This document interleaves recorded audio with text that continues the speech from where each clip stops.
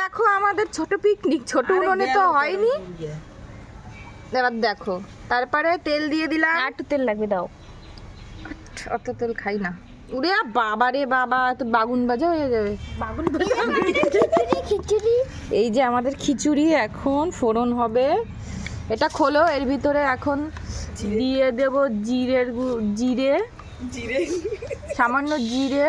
ইস ওরে বাবা, চালের থেকে জিরে বেশি, ডোন্ট মাইন্ড, আমরা এইসব খেতে ভালোবাসি।